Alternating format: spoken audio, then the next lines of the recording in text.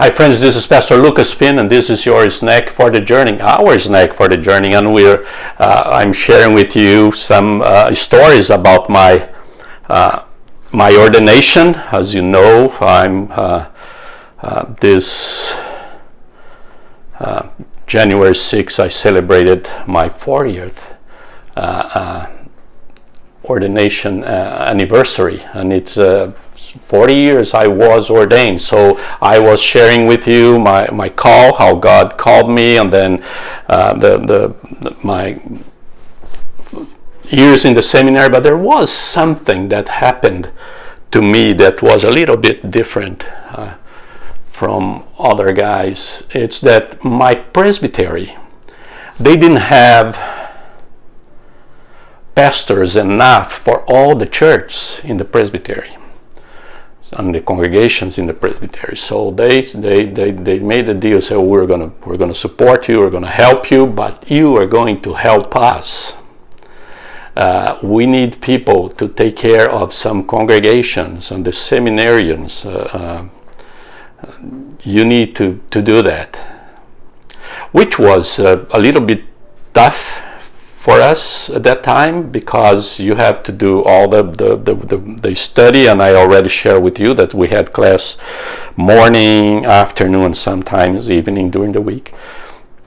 But the weekend I had to travel to a church in my presbytery to take care of the church. So it was, and then come back Sunday night.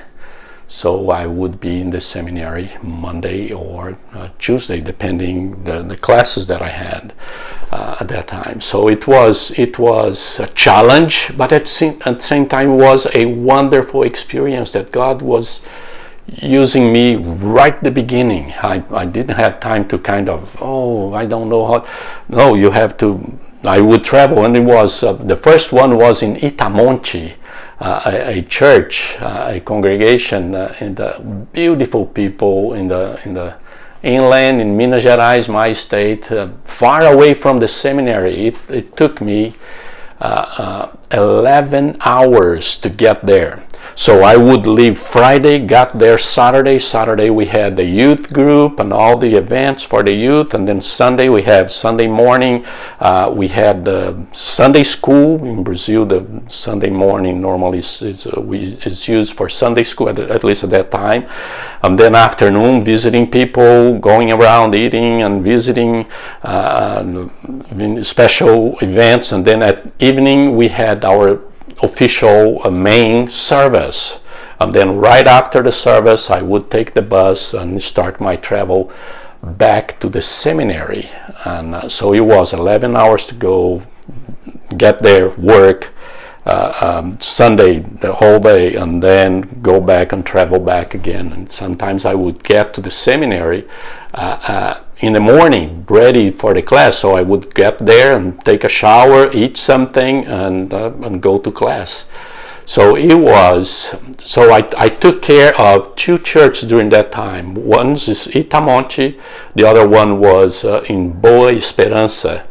That was that was the last one, and then they made a deal with the seminary that when I was ordained I would be their pastor. So it was in Boa Esperança that I did my first pastoral service there, work there.